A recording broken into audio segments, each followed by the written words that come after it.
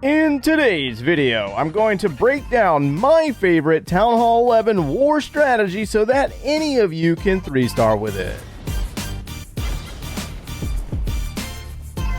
What's going on, my friends? My name is Joe, welcome back to the show, and a few weeks ago we started playing the Town Hall 11 account again per your request. So in today's video, I'm going to show you how to properly spam your witches and bats to easily destroy your Town Hall 11 opponent. Today's army is made up of 1 Electro Dragon, 8 witches, 11 bowlers, 4 ice golems, 1 log launcher, and 6 bat spells. And try to remember that this army guide is only intended for Town Hall 11 bases. If you're faced off against Town Hall 12s or 13s, be sure to check out my Town Hall 11 mismatch guide. It will be linked down in the description below for you. So we're going to use this base from my most recent Clan War Leagues attack as our example today. The very first step when you're looking at these bases is identify where the Town Hall is placed. In this example, the Town Hall is on the outside of the base. This is a bait. The defender wants you to attack from this side.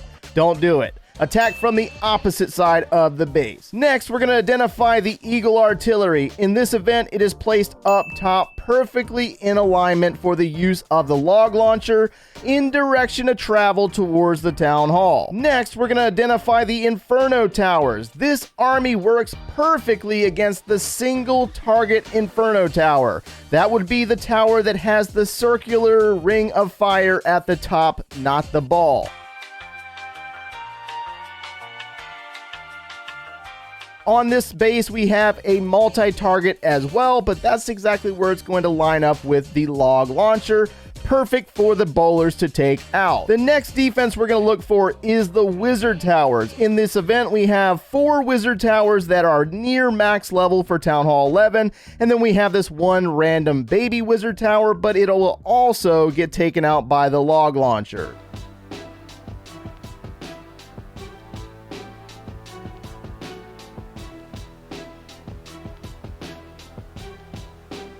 Now that we've identified where we want to place our troops and enter the village, we got to start by clearing exterior buildings to make sure that our witches and bowlers go inside the base the way we want. The Barbarian King and the Electro Dragon will be used to do this. King will be placed on the left side of the village to start clearing exterior buildings, and we'll use the Electro Dragon on the far right side of the base since there is an air defense placed near the entry point of this village. We're going to let them clear for a few seconds, and then we're going to drop a line of 4 ice golems and the log launcher. Notice the placement of the log launcher and the direction of travel where it's going to open up multiple walls and do damage to the Eagle Artillery. Next, we're going to drop a line of witches and bowlers back behind the ice golems and the siege machine.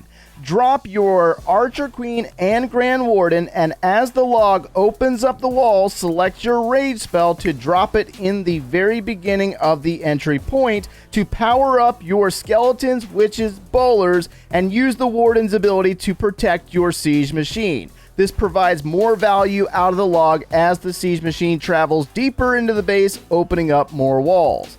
As the log launcher is destroyed and deploys its troops inside, we're going to drop another rage spell to take out the first multi-target Inferno Tower.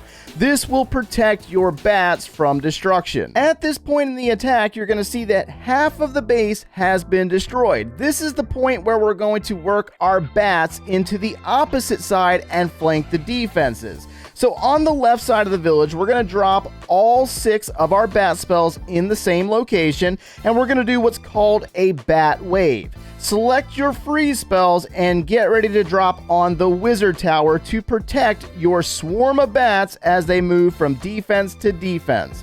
We're also going to use freeze spells on these air set X-bows, that way they don't take out our bats really fast, and the bats are going to come around, take out the final X-bow, move into the Archer Tower, and target the single target Inferno Tower.